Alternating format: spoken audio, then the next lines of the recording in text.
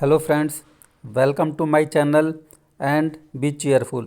Let us start learning new vocabulary words we often confused.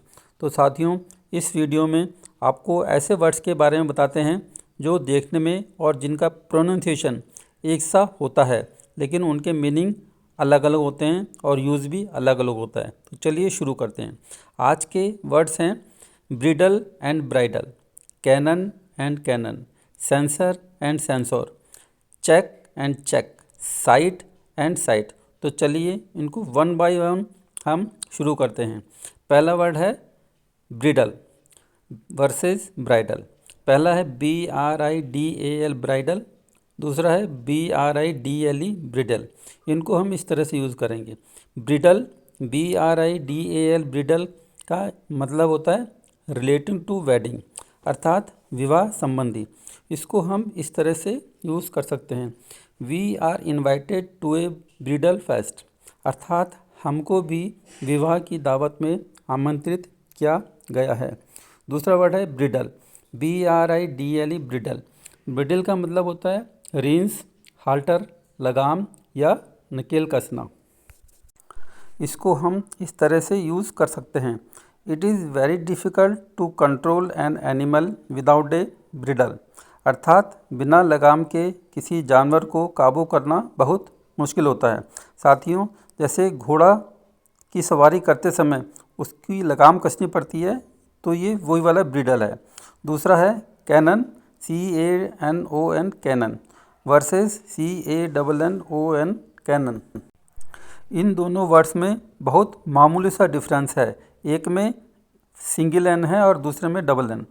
तो पहला है CANON cannon. Cannon का मतलब होता है लॉ या प्रिंसिपल, अर्थात सिद्धांत, कानून या कसौटी। इसको हम इस तरह से यूज़ कर सकते हैं। For peace and harmony we should follow canon of morality, अर्थात शांति और सद्भाव के लिए हम सबको नैतिकता का पालन करना चाहिए। दूसरा है कैनन CANNON कैनन। कैनन का मतलब होता है बिग गन, और हिंदी में हम इसको तोप के नाम से जानते हैं। इसको हम इस तरह से यूज़ कर सकते हैं। 21 cannon were fired to greet the royal guest, अर्थात शाही मेहमान के स्वागत में 21 तोपों की सलामी दी गई। साथियों, ये वही कैनन है जो हम 26 जनवरी मनाते समय तोपों की सलामी देते हैं। तो नेक्स्ट वर्ड आगे हैं सेशन एंड सेशन। पहला है CESSION सेशन, दूसरा है SESSION सेशन। पहला सेशन है CESSION सेशन। सेशन का मतलब होता है रिलैक्सेशन, एग्जम्पशन या कंसेशन, अर्थात किसी प्रकार की छूट देना, रियायत देना या स्वेच्छा से अपना अधिकार त्याग देना। इसको हम इस तरह से यूज़ कर सकते हैं। India is not agreed to cession her land to China, अर्थात भारत अपनी ज़मीन को चीन को देने को तैयार नहीं हुआ। दूसरा है सेशन SESSION सेशन। सेशन का मतलब होता है टर्म या असेंबली, अर्थात सत्र, सभा या अधिवेशन। इसको हम इस तरह से यूज़ कर सकते हैं। The next session of the parliament will be held in December, अर्थात संसद का अगला सत्र दिसंबर माह में होगा। साथियों, जब हमारे यहाँ पार्लियामेंट चलती है तो उसका एक निश्चित अवधि का सत्र होता है। ये वही सेशन है जो साल में 3-4 बार चलता है।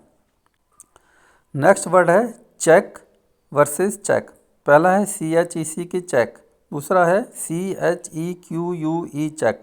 आइए देखते हैं हम इनको किस तरह से यूज़ कर सकते हैं और उनका प्रोनाउंसिएशन क्या होता है। पहला है CHEK check.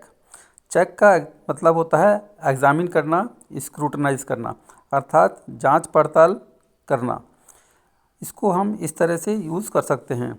When auditors check the records they found some errors, अर्थात जब ऑडिटर्स ने रिकॉर्ड्स की जांच की तो उनको कुछ त्रुटियां मिली।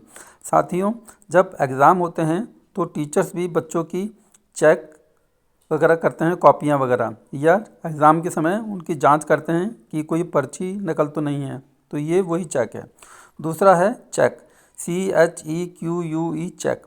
चेक का मतलब होता है बिल ऑफ एक्सचेंज या बैंक इंस्ट्रूमेंट। इसको हम इस तरह से यूज़ कर सकते हैं, the cheque issued to party was bounced, अर्थात पार्टी को जो चेक जारी किया गया था वह बाउंस हो गया है। साथ ही ये वही चेक है जो हम बैंक की ट्रांजैक्शन में किसी को इशू करते हैं और फिर वो बैंक में जमा करके उसके बदले में अपने बैंक में पैसा ट्रांसफ़र करवाता है। तो इसको ध्यान से देखिए और उसी हिसाब से यूज़ कीजिए। नेक्स्ट हमारे वर्ड हैं site and site, CITE site and SITE site. अब इनको देखते हैं किस प्रकार से यूज़ करेंगे।